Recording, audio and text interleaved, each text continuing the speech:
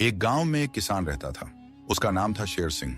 नाम के अनुरूप ही शेर सिंह का स्वभाव भी शेर जैसा भयंकर और अभिमानी था। वह थोड़ी सी बात पर बिगड़कर लड़ाई कर लेता था। उसका अहंकार इतना प्रबल था कि वह गांव के लोगों से सीधे मुंह बात नहीं करता था। न तो वह किसी के घर जाता और न ही रास्ते में मिलने पर किसी को प्रणाम करता था। उसके इस व्यवहार के कारण गांव के सभी लोग उससे दूरी बनाए रखते थे। गांव के किसान भी उसे अहंकारी समझकर उससे नहीं बोलते थे और हमेशा उससे दूर ही रहने की कोशिश करते थे। उसी गांव में एक दिन दयाराम नाम का किसान आकर बस गया। दयाराम का स्वभाव शेर सिंह से बिल्कुल विपरीत था। वह बहुत सीधा और भला आदमी था। सबसे नम्रता से बोलता था और सबकी कुछ न कुछ सहायता किया करता था। अपने मधुर व्यवहार और सहायक प्रवृत्ति के कारण वह जल्द ही गांव में लोकप्रिय हो गया। सभी किसान उसका आदर करते थे और अपने कामों में उससे सलाह लिया करते थे।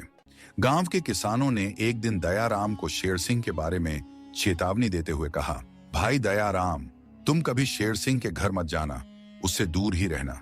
वह बहुत झगड़ालू है और बिना मतलब के लोगों से लड़ाई करता रहता है।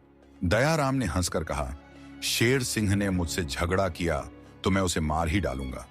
दयाराम के इस आत्मविश्वास भरे उत्तर पर दूसरे किसान भी हंस पड़े। वे जानते थे कि दयाराम बहुत दयालु है। वह किसी को मारना तो दूर, किसी को गाली तक नहीं दे सकता। उन्हें लगा कि दयाराम मजाक कर रहा है, लेकिन यह बात किसी ने शेर सिंह से कह दी। जब शेर सिंह ने सुना कि दयाराम ने उसे मारने की बात कही है, तो वह क्रोध से लाल हो गया।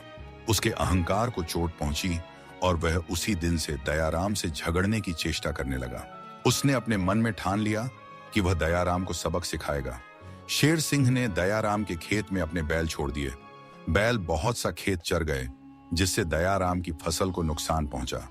किंतु दयाराम ने इस पर कोई प्रतिक्रिया नहीं दी और चुपचाप बैलों को खेत से हाँक दिया। वह जानता था कि शेर सिंह उसे उकसाना चाहता है, इसलिए उसने शांति बनाए रखी। शेर सिंह ने अपनी हरकतें जारी रखी। अगली बार उसने दयाराम के खेत में जाने वाली पानी की नाली तोड़ दी।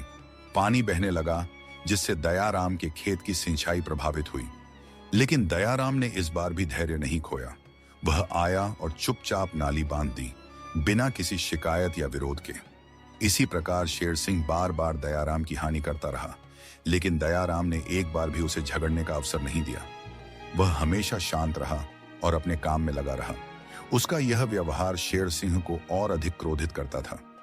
एक दिन दयाराम के यहाँ उनके संबंधी ने लखनऊ से मीठे खरबूजे भेजे। दयाराम ने अपने उदार स्वभाव के अनुसार सभी किसानों के घर एक एक खरबूजा भेज दिया, यहां तक कि शेर सिंह के घर भी।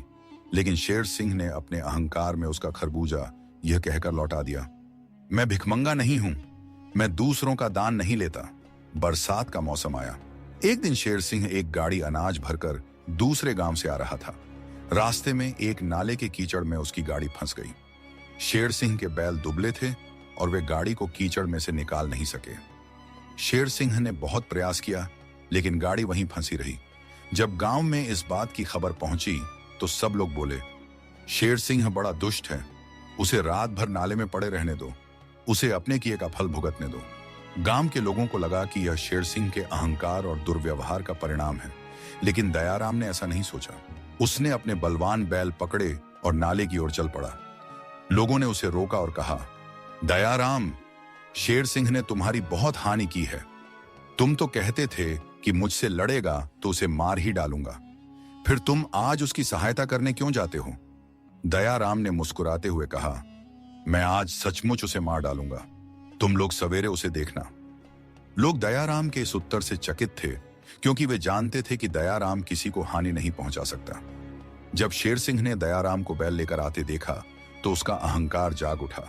वह गर्व से बोला, तुम अपने बैल लेकर लौट जाओ, मुझे किसी की सहायता नहीं चाहिए, मैं अपना काम खुद कर लूंगा।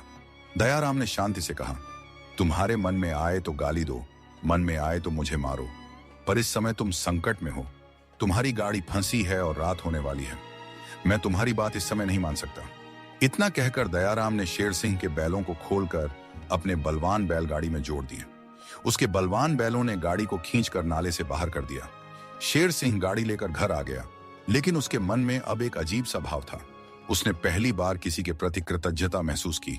शेर सिंह का दुष्ट स्वभाव उसी दिन से बदलने लगा। वह अपने आप से कहता था, दयाराम ने अपने उपकार के द्वारा मुझे मार ही दिया, अब मैं वह अहंकारी शेर सिंह कहां रहा। उसे समझ आ गया कि दयाराम के शब्द क्या मायने रखते थे। दयाराम ने उसके अहंकार को मारा था, न कि उसे शारीरिक रूप से। इस घटना के बाद शेर सिंह का व्यवहार पूरी तरह से बदल गया। अब वह सबसे नम्रता और प्रेम का व्यवहार करने लगा। उसने अपने अहंकार को त्याग दिया और गांव के लोगों से मित्रता का हाथ बढ़ाया। लोग भी धीरे धीरे उसके इस परिवर्तन को स्वीकार करने लगे। दयाराम और शेर सिंह अब अच्छे मित्र बन गए थे। शेर सिंह अक्सर दयाराम से कहता, तुमने मुझे जीवन का सबसे बड़ा पाठ सिखाया है। तुम्हारी दया और क्षमा ने मेरे अहंकार को जीत लिया। बुराई को भलाई से जीतना ही सच्ची जीत है। दयाराम ने सच्ची जीत पाई। यह कहानी हमें सिखाती है कि क्रोध और बदला लेने की भावना से कभी समस्याओं का समाधान नहीं होता। सच्ची शक्ति क्षमा और दया में है। जब हम किसी के बुरे व्यवहार का जवाब अच्छाई से देते हैं तो हम न केवल उस व्यक्ति के हृदय को बदल सकते हैं, बल्कि एक बेहतर समाज का निर्माण भी कर सकते हैं। प्रेम और करुणा में इतनी शक्ति होती है कि वह किसी भी हृदय को परिवर्तित कर सकती है। हमें हमेशा दूसरों के प्रति दयालु और प्रेमपूर्ण व्यवहार करना चाहिए, क्योंकि प्रेम से हम हर मुश्किल को आसान बना सकते हैं और हर हृदय को जीत सकते हैं।